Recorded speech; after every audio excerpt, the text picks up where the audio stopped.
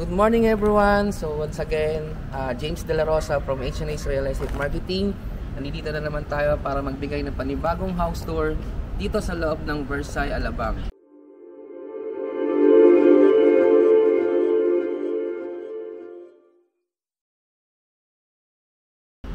Yung i-house tour natin ngayon, yung model unit natin na to is yung Adelaide. Ito yung French Mediterranean house. Yung lot area po nito ay nasa 240 square meter.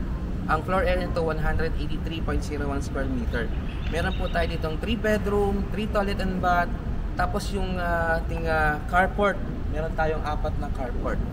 Samahan nyo kaming muli para magbigay tayo ng panibagong house tour dito sa Adelaide na unit.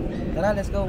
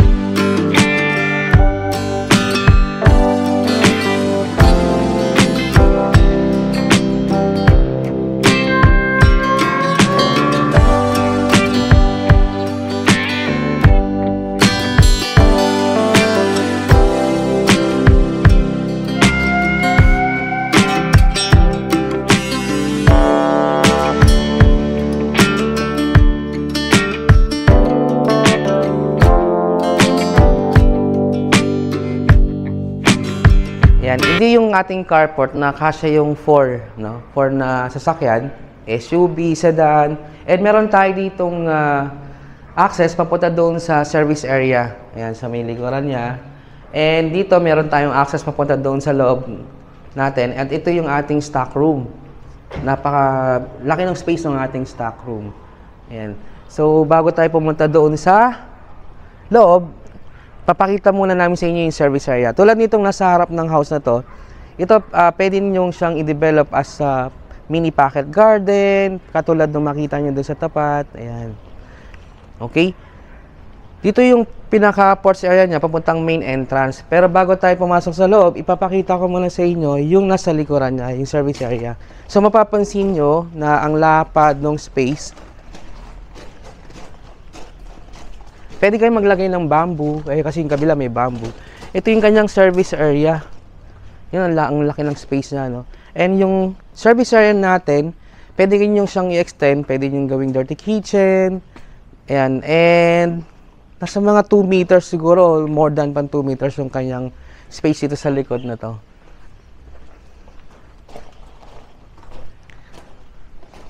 Ito yung access na galing ka dun sa kanyang carport. Tapos meron tayo ditong nakaset na para sa ating laundry area dito sa lugar na to. Yan. Yung likod nito, lanay pala siya, lanay. Ayan. Pwede ka maglagay ng mga table. Ayan, this is lanay area. Yun ang service area. Okay, so doon na tayo sa pinaka main entrance mag-start ulit. Check natin yung loob. Ang ganda. Dahil ito yung Mediterranean, ang ganda ng design niya. So, dito yung ating living area. Yan, meron tayong mga window dito na yung mga screen na siya. Owning window yung ating ginamit dito. So, meron tayong 2 doon, may 4 na panel dito. Dito may 4 din. Ito yung kanyang dining area. Ayan, ang lawak ng kanyang dining area, living area. So, ito yung kanyang kitchen area. Kung ano yung makikita niya sa video na to, ito mismo yung turnover ng unit natin dito. So, may mga nakasama na siya na cabinet. Tapos, ito meron siyang fire alarm system. smoke detecting, tapos yung kanyang emergency light meron dyan. So ito yung ating electrical panel. Tapos ito yung ating kitchen, no? Counter, ang ganda. Modular cabinet, yung mga ginamit. So meron din tayo ditong dalawang window na owning kasi palabas yung bukas niya. Dito sa ground floor, so dito pwede natin ilagay yung rep dito. O gas range, gas range siya dito sa area na to. And then yung rep doon sa area na yan. Dito yung way papunta doon sa kanyang service area. And dito sa ground floor, meron tayo ditong room. Kung kayo may mga elderly o kaya ito yung pinaka-main room natin, so meron siyang sariling toilet and bath. Yung ginamit natin na tiles dito, ceramic to na I think ano to, no, mga size ito, siguro mga 80 by 80. Modern yung design niya. Okay, so meron na rin tayo naka-install dito na inverter na aircon. I think to mga 2 horsepower to Daikin ng kanyang brand. Ito yung ating powder room. So ito yung kanyang pito dun sa kanyang service area, sa kanyang garahe. So ito yung kanyang powder room dito sa area na to. Ayan, meron tayo ditong owning window. Tapos yung ginamit natin na dito, music na tiles, no? Ang ganda ng design. So American standard yung ating mga features na ginamit dito. Pansinin nyo dito sa kanyang ilaw, pwede siyang i-adjust, no? Ayan, switch. Makikita nyo yung ating living area, yung kanyang ceiling. High ceiling siya. Yung Adelaide na model unit natin, high ceiling. So, nandun sa taas, yung tatlong room niya, tingnan natin ngayon. Tara, let's go.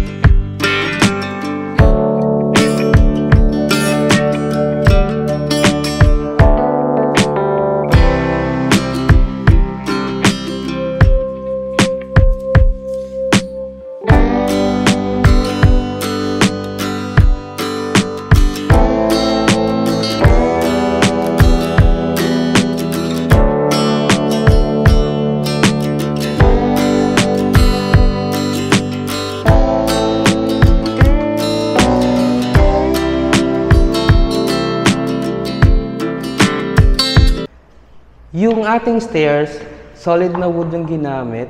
I think Nara yata ito eh. I'm not sure lang kung Nara or anong ginamit. Pero yung ating steps, wood din, solid wood. Tapos combination tayo ng handrail na steel. Solid na tubular. Oh. Ayun yung high ceiling natin. So dito meron tayo ditong glass panel na pwede natin siyang i-open sa araw para pumasok yung araw natin, yung sinag ng araw para makatipid tayo sa kuryente. Meron na rin tayong naka-installed na emergency light dito. Yan. Yung ating ginamit na flooring sa second floor is wood po siya, no? Tapos ito, solid din na wood. Tapos solid na tubular steel bar dito sa ating side na to. Unahin ko munang pasukin yung pinaka-master bedroom kasi pag akit mo ng master, ito na siya. Wood yung ginamit natin na door. Ayan. Meron na tayong naka-installed na aircon inverter. Tapos yung kanyang ceiling, naka-cove na siya. Ganda ng design. Meron tayo ditong dalawang panel na window. Naka-screen na siya. Ayan. Ito yung kanyang papuntang balcony na sliding yung kanyang door. At meron na rin siyang screen. Ito sa labas. Naka-install yung kanyang screen. Ito yung kanyang balcony. Ganda ng design, no? So, yung area natin, tahimik siya malamig.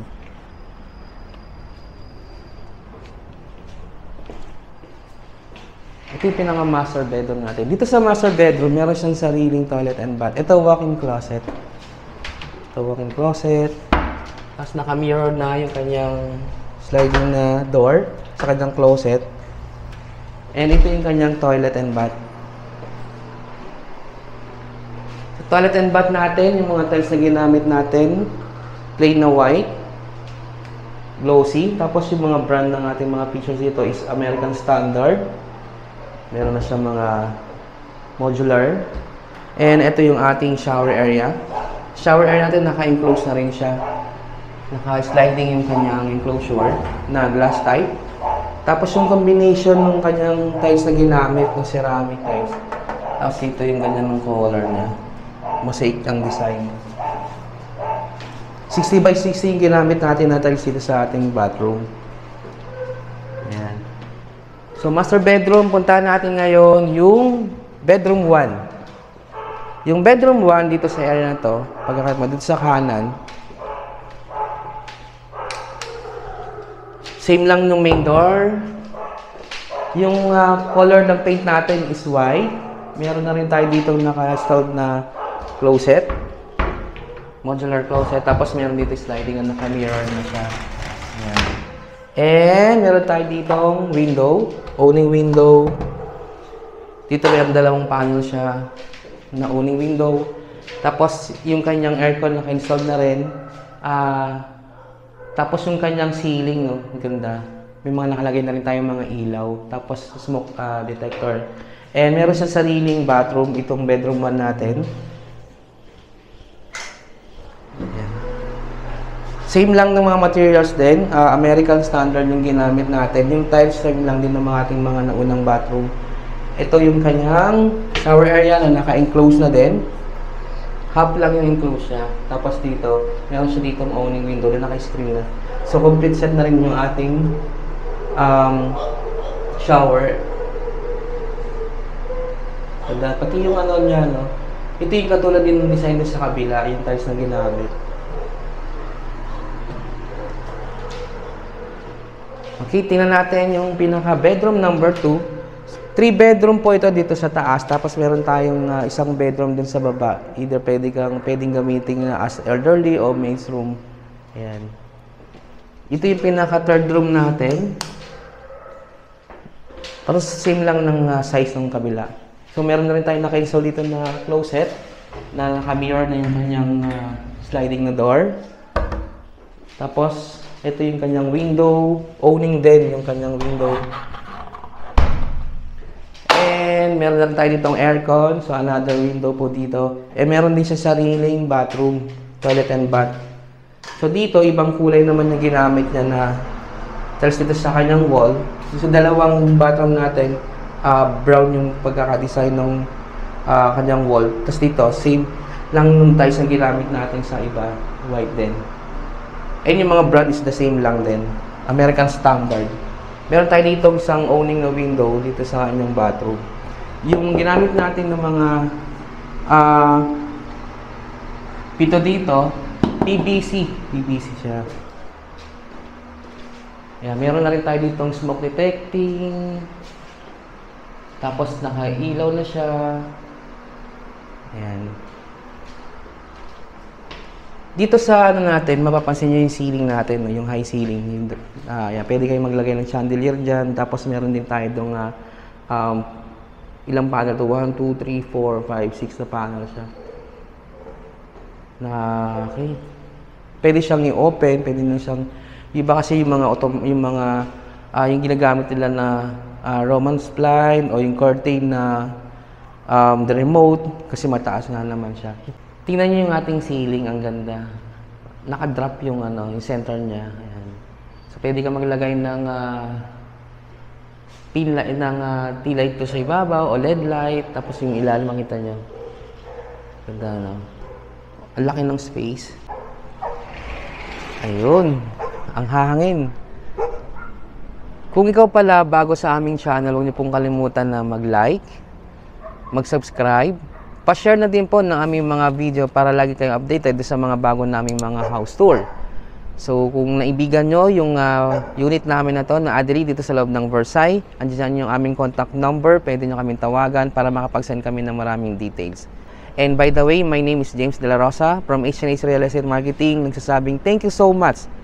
Thank you for watching. God bless us. Bye.